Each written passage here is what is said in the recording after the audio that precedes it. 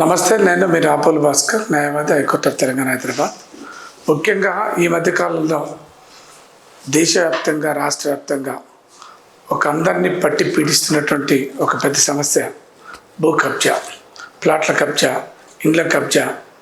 ఎక్కడికక్కడ మనం ఎవరిని చూసినా, ఏ పేపర్ చూసినా ఒక రాజకీయ నాయకుడు మా భూమిని ఆక్రమించుకుండాని, ఒక ప్రజాప్రతినిధి మా భూమిని ఆక్రమించుకుండాని, ఒక పార్టీకి సంబంధించినటువంటి నాయకుడు మా భూమిని ఆక్రమించుకుండాని, ప్లాట్లు కబ్జా పెట్టిండని, లేదు అక్రమ రిజిస్ట్రేషన్ చేయించుకొని మోసం చేసిందని రకరకాలుగా పెద్ద ఎత్తున ఈ రాష్ట్ర వ్యాప్తంగా, దేశవ్యాప్తంగా ఈ భూ కబ్జా అనేటటువంటిది ఒక పెద్ద ఎత్తున మనకు కనపడతా ఉంది.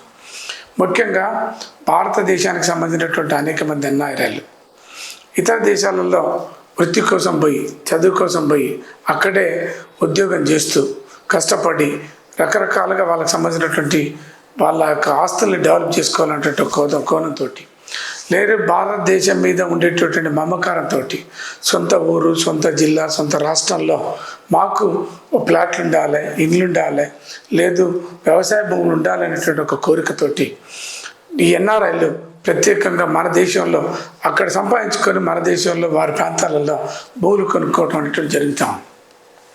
కొనుక్కునేటటువంటి సమయంలో జరుగుతున్నటువంటి పెద్ద పొరపాట్లు ఏంటంటే, కేవలం వాళ్ళు ఆన్లైన్లో పోయి ఎక్కడెక్కడ ప్లాట్లు ఉన్నాయి, ఎక్కడెక్కడ ఇండ్లు ఉన్నాయి, ఎక్కడెక్కడ విల్లాలు ఉన్నాయి, ఎక్కడెక్కడ వ్యవసాయ భూములు ఉన్నాయి అనేటటువంటి కోణంలో వెబ్సైట్లో పోయి వాటిని చూసి డిస్టెన్స్ ఎంత, ఎయిర్పోర్ట్ నుంచి ఎంత, హైదరాబాద్కి ఎన్ని కిలోమీటర్ దూరం ఉంది, ఇది ఉందా లేదా అనేటటువంటిది మాత్రమే చూసుకుంటారు.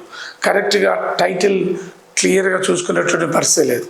ఆ భూమి నిజంగా కబ్జా గురైందా, దాని మీద లింక్ డాక్యుమెంట్లు ఉన్నాయా లేవా, నిజంగా టైటిల్ కరెక్ట్గా ఉందా లేదా, లేదు చాలామంది సెకండరీ డాక్యుమెంట్స్ ఉన్నాయా, లేదు ఇతర డిస్ప్యూట్స్ ఉన్నాయా అనేటటువంటి కోణంలో ఆలోచిస్తలేరు.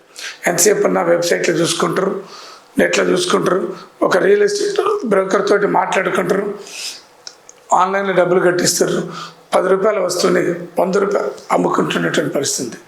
10 లక్షలు విలువ కలిగినటువంటి ఫ్లాట్ని 50 లక్షలకు రియల్ ఎస్టేట్ బ్రోకర్లు మరి మోసపూరితంగా హైక్ చేసి వాటన్నిటిని కూడా అంటగడుతున్నట్టుగా మనకు సమాచారం తెలుస్తాం.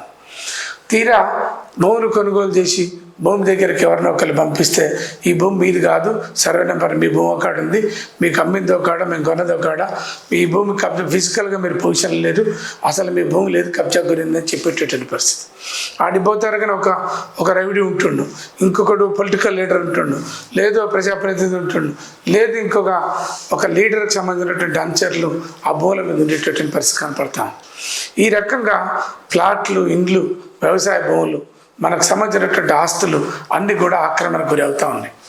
ముఖ్యంగా ఎన్ఆర్ఐ సోదరులందరికీ కూడా నేను నా యొక్క రిక్వెస్ట్ ఏంటంటే, మీరు ప్లాట్లు, ఇండ్లు, ఆస్తులు మీరు ఏదైనా కొనుగోలు చేసేటప్పుడు, ముఖ్యంగా వ్యవసాయ భూములు కొనుగోలు చేసేటప్పుడు ఎన్ఆర్ఐస్ గుర్తుపెట్టుకోవాల్సినటువంటి అవసరం ఏంటంటే, బీయింగ్ యాన్ ఎన్ఆర్ఐ మస్ట్ మీరు ఇండియాలో మీరు ఏదైనా వ్యవసాయ భూములు కొనాలన్నప్పుడు ఖచ్చితంగా మీకు పర్మిషన్స్ కావాలి. పర్మిషన్స్ లేకుండా, సంబంధిత అధికారులతో పర్మిషన్ లేకుండా మీరు ఏం చేస్తారంటే భూములు కొనుక్కుంటారు, వ్యవసాయ భూములు కొంటారు, అది చట్ట వ్యతిరేకం.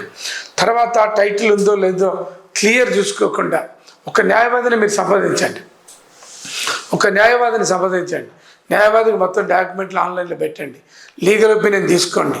ఫిజికల్గా మీరు పోతామా, లేకపోతే లీగల్ అడ్వైజర్ని ఫిజికల్గా సైట్లో పంపించేసి అతను అమ్ముతున్నటువంటి భూమి పొజిషన్లో ఉన్నటువంటి భూమి ఒకటా కాదా తెలుసుకోండి. ఒకటా కాదా మనం అబ్జర్వేషన్ చేయాలి, ఎంక్వైరీ చేయాలి, సర్వే చేయించాలి. లేదు ఒక భూమిని కొనుగోలు చేసేటప్పుడు ఒక బహిరంగ ప్రకటన ఇవ్వండి, ఒక న్యాయవాదిని పెట్టుకొని బహిరంగ ప్రకటన ఇవ్వండి. అయ్యా, ఈ భూమిని మేము కొనుగోలు చేయబోతున్నాం, మా క్లయింట్, మీరు ఏదైనా డ్యామేజ్, ఎవరికైనా మన అభ్యంతరాలు ఉన్నాయా, ఈ భూమి మీద ఎవరైనా పొజిషన్ ఉండరా, ఈ భూమిని ఎవరికన్నా తనఖా పెట్టిరా, ఈ భూమిని ఎవరైనా డాక్యుమెంట్లు పెట్టి మార్టిగేజ్ చేసిర్రా, ఎవరికన్నా గతంలో అమ్మిర్రా, ఈ వాస్తవాలన్నీ కూడా బయటికి రావాలంటే మనం ఖచ్చితంగా ఒక పబ్లిక్ నోటీస్, ఒక బహిరంగ ప్రకటన అన్ని పేపర్లు ఇవ్వాలి. ఇచ్చేసి దాంతో మనం ఆ భూమి మీద ఏదైనా అనుమానాలు, ఇబ్బందులు ఉంటే, ఎవరికన్నా ఇంట్రెస్ట్ ఉంటే వాళ్ళు బయటకు వస్తారు. దాంతో మనం ఒక బోనాఫైడ్ పర్చేసర్ అనేటటువంటి పేరుతోటి మనం వెళ్ళిపోతాం. ఏం జరుగుతుంది? ప్లాట్లు కొనేటువంటి వ్యక్తులు, వ్యవసాయ భూములు కొనేటువంటి వ్యక్తులు ఎవరికి తెలియకుండా 4 గోడల మధ్యన కూర్చొని, ఒక ఆఫీసులో కూర్చొని, ఒక బ్రోకర్ ఆఫీసులో కూర్చొని, లేదు అమెటోన్ ఆఫీసులో కూర్చొని, ఇంట్లో కూర్చొని ఎవరికి తెలియకుండా కోట్ల రూపాయలు జనం డబ్బులు కడుతున్నటువంటి పరిస్థితి. తీరా రీసెంట్ చేయించుకొని భూమి కట్టిపోతే భూమి కబ్జా అయింది అనేటువంటి పరిస్థితి. అందుకనే కొనుగోలు చేసేటప్పుడే అన్ని డాక్యుమెంట్ చూసుకోండి, లీగల్ ఒపీనియన్ తీసుకోండి, బహిరంగ ప్రకటనలు ఇవ్వండి. ఆ రకంగా మీరు జాగ్రత్త పడాలి. కొనుగోలు చేసిన తర్వాత ల్యాండ్ ఎంకరేజ్మెంట్ యాక్ట్ అనేటువంటి ఒకటి ఉంది, 1905 అనేటువంటి ఒక యాక్ట్ ఉంది. ఆ యాక్ట్ ప్రకారంగా ఎవరైనా మన భూమిని కబ్జా పెడితే మీరు సివిల్ దావాలు వేయండి. ఆ డాక్యుమెంట్లు క్రియేట్ చేసినటువంటి వ్యక్తుల మీద క్రిమినల్ కేసులు పెట్టండి. లేదు అక్రమంగా మన భూములకు వచ్చినటువంటి వ్యక్తుల మీద క్రిమినల్ కేసులు పెట్టండి. ల్యాండ్ గ్రాబింగ్ యాక్ట్ కింద కేసులు పెట్టండి. సివిల్ దావాలేండి, ఇంజంక్షన్ తీసుకోండి, పోలీస్ ప్రొటెక్షన్ తీసుకోండి. వాళ్ళ మీద చాలామంది గమ్మత్ ఏంటంటే డిపార్ట్మెంట్లలో పనిచేస్తున్నటువంటి వ్యక్తులు ఇలా పోలీస్ డిపార్ట్మెంట్లో పనిచేస్తున్న వాళ్ళు, అదే ఎంఆర్ఓ అధికారులలో, రెవెన్యూ రికార్డులలో, రెవెన్యూ డిపార్ట్మెంట్లో పనిచేస్తున్నారు. వాళ్ళ యొక్క మొత్తం బ్యాక్గ్రౌండ్స్ తీయండి, వాళ్ళ మీద కంప్లైంట్ పెట్టండి, డిపార్ట్మెంట్లకు కంప్లైంట్ పెట్టండి. తద్వారా ప్రొటెక్షన్ తీసుకొని ఇంజెక్షన్ ఆర్డర్లు, ప్రొటెక్షన్, రికవరీ ఆఫ్ పొజిషన్ ఇవన్నీ వేసుకొని మీ ఆస్తులు మీరు కాపాడుకోవాలని చెప్పేసి ఒక న్యాయవాదిగా మీ అందరి నోటీసులు పెడతా ఉన్నాం. Thank you.